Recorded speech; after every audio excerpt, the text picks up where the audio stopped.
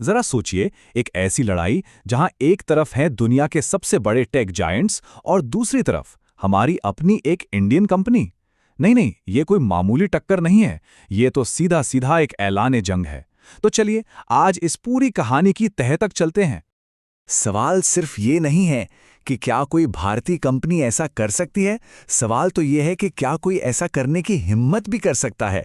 ये एक ऐसी चुनौती है जो टेक की दुनिया का पूरा नक्शा ही बदल सकती है। और यहीं से हमारी कहानी असल में रफ्तार पकड़ती है। तो ये हैं हमारे दो खेमे। एक तरफ ग्लोबल जायंट्स जिनकी आदत हम सबको लग चुकी है, व्हाट्सएप और गूगल क्रोम। और दूसरी तरफ दो नए देसी चैलेंजर्स, अरट्टाई और ऊला। मुकाबला बिल्कुल सीधा है, आमने सामने का। और ये हिम्मत किसने दिखाई है? हमारी अपनी देसी कंपनी ज़ोहो ने। देखिए, ये सिर्फ एक नया प्रोडक्ट लॉन्च करना नहीं है, ये बिग टेक के गढ़ में सीधी सेंध लगाने की कोशिश है। लेकिन जैसे ही ये खबर आई ना, एक सवाल हवा में तैरने लगा। क्या ज़ोहो सच में एक इनोवेटर है जो भारत के लिए कुछ नया बना रहा है, या फिर ये सिर्फ एक नकलची है जो कामयाब प्रोडक्ट्स की कॉपी कर रहा है? चलिए इस बहस की गहराई में उतरते हैं। तो कोई भी फैसला करने से पहले ये जानना जरूरी है कि ये चैलेंजर है कौन, आखिर ये ज़ोहो है क्या। आइए इस देसी पावर हाउस से मिलते हैं। अच्छा, तो ज़ोहो कोई आज की कंपनी नहीं है, पता है। ये चेन्नई में बेस्ड एक बहुत बड़ा सॉफ्टवेयर जायंट है और इसके सीईओ हैं श्रीधर वेम्बू। और जरा ये नंबर सुनिए, 40 से ज्यादा मेड इन इंडिया प्रोडक्ट्स बना चुकी है ये कंपनी। मतलब ये सिर्फ एक कंपनी नहीं, ये तो पूरी की पूरी आर्मी है। और ये सब वो क्यों कर रहे हैं? श्रीधर वेम्बू का एक ही सपना है, भारत को एक सॉफ्टवेयर सुपर पावर बनाना। तो समझ रहे हैं, ये लड़ाई सिर्फ मार्केट शेयर की नहीं है, ये एक बहुत बड़े विजन का हिस्सा है। तो चलिए अब चलते हैं पहले बैटलफील्ड पर। जंग है मैसेजिंग ऐप्स की, अरट्टाई वर्सेस व्हाट्सएप। यहां ज़ोहो ने अपना दांव आखिर किस बात पर खेला? 2021 की वो बड़ी कंट्रोवर्सी याद है जब व्हाट्सएप ने कहा था कि वो हमारी प्राइवेट जानकारी शेयर करेगा। ठीक उसी मौके पर ज़ोहो ने अपना दांव खेला और लॉन्च किया अरट्टाई, जिसका मतलब होता है बातचीत। और उनका वादा एकदम सीधा था, कोई एड्स नहीं, कोई ट्रैकिंग नहीं, और सबसे बड़ी बात, सारा का सारा डेटा भारत में ही रहेगा, सेफ। लेकिन जैसे ही ऐप लॉन्च हुआ, क्रिटिसिज्म की पहली लहर आ गई। बड़े बड़े टेक एक्सपर्ट्स ने ऐप को देखा और बोले, अरे एक मिनट, ये क्या है? ये तो बिल्कुल व्हाट्सएप की कॉपी लग रही है। और बस यहीं से वो कॉपी कैट वाला टैग चिपकना शुरू हो गया। पर दूसरी तरफ से जवाब भी तुरंत आया।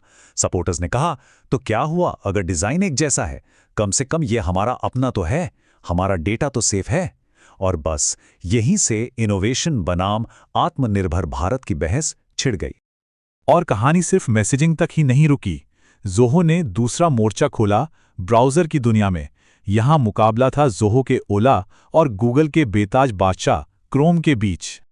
यहां ज़ोहो का हथियार था ओला ब्राउज़र, और पिच बिल्कुल वही थी जो अरट्टाई के लिए थी, प्राइवेसी।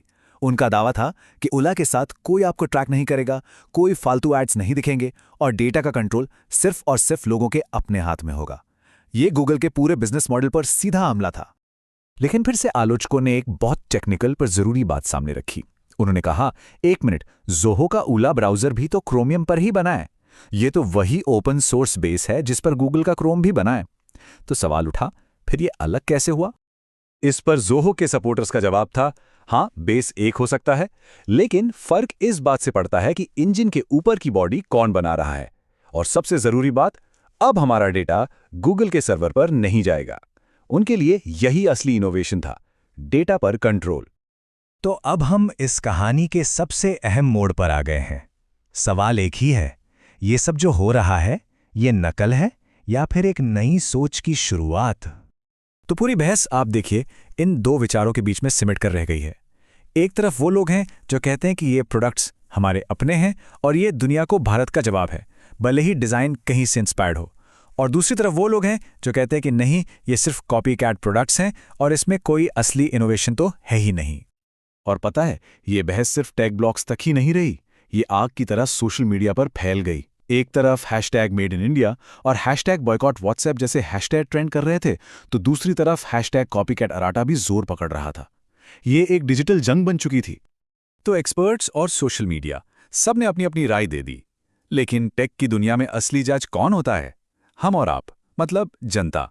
तो आखिर में फैसला तो हम सबके ही हाथ में है। पहला और सबसे बड़ा सवाल, क्या लोग सच में व्हाट्सएप छोड़कर अट्टा इस्तेमाल करेंगे?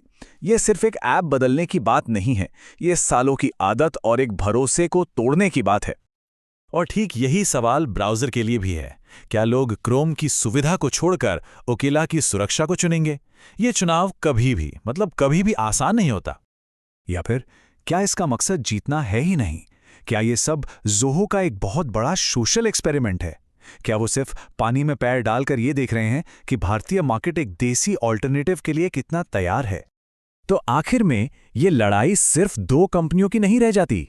ये लड़ाई है बिग टेक के ग्लोबल साम्राज्य और भारत की आत्मनिर्भर बनने की नई सोच के बीच। इस महामुकाबले में कौन जीतेगा, ये तो आने वाला वक्त ही बताएगा। और यही सवाल हमें इस कहानी के सबसे बड़े मोड़ पर छोड़ जाता है।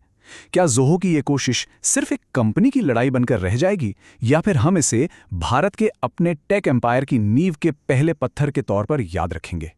क्या ये एक नया अध्याय की शुरुआत है, या सिर्फ एक दिलचस्प किस्सा? इसका जवाब शायद हम सब मिलकर लिखेंगे।